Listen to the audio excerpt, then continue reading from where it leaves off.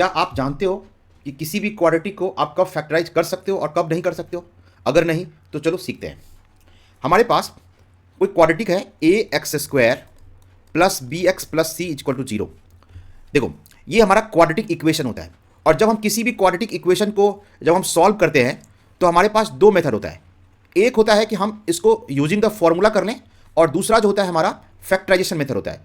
तो पहला मेथड मान लेते हैं ये फैक्टराइजेशन है, फर्स्ट फैक्टराइजेशन है, और सेकंड बाय फॉर्मूला हम कर लेते हैं, बाय फॉर्मूला। और यहां पे जो हमारा फॉर्मूला होगा वो minus b plus minus root over b square minus 4ac upon 2a होता है। तो यहां पे देखो, यहां पे ये चीज जो आप देख रहे हो, ये बी स्क्वायर माइनस 4ac, ये आपका क्या है? तो ये आपका d का वैल्यू है, जिसको हम डिस्क्रिमिनांट बोलते हैं। यानी हमारा d जो होता है वो बी स्क्वायर माइनस 4ac होता है, ठीक है। अगर d पॉजिटिव हो तो हम ये बोलते हैं कि रूट्स जो होगा, रूट्स आर रियल होगा एंड डिस्टिंक्ट होगा, ठीक है। इस बात को याद रखना है। तो जब हम किसी क्वाड्रेटिक को फैक्टराइजेशन मेथड से अगर सॉल्व करना चाहें तो उसके लिए हमें इसको फैक्टराइज करना होगा। आपको d की वैल्यू निकालनी है, यानी आपको क्या करना है, d का वैल्यू निकालना है इस फॉर्मूले से।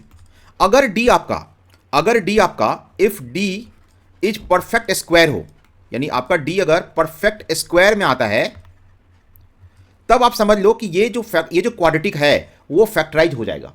जैसे परफेक्ट स्क्वायर का मतलब क्या हुआ? तो जैसे d का जो वैल्यू है या तो 1 आ जाए, या 4 आ जाए, या 9 आ जाए, या 16 आ जाए, इस तरह से।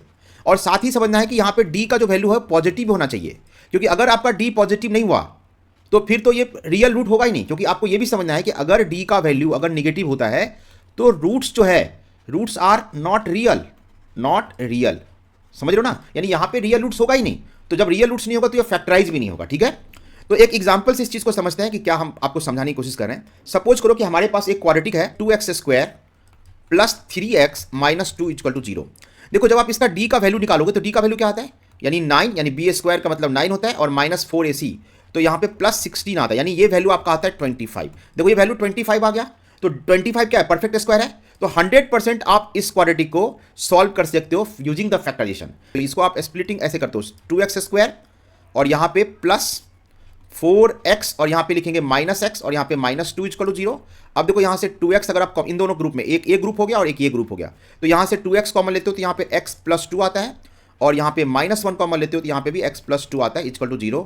सो यहाँ पे देखो 2x माइनस 1 आ गया, और यहाँ पे x plus 2 is equal to 0 आ गया। तो हम इस मेथड से इसका वैल्यू निकाल लिया, एक वैल्यू मिला 1/2 और दूसरा वैल्यू मिला -2, ठीक है।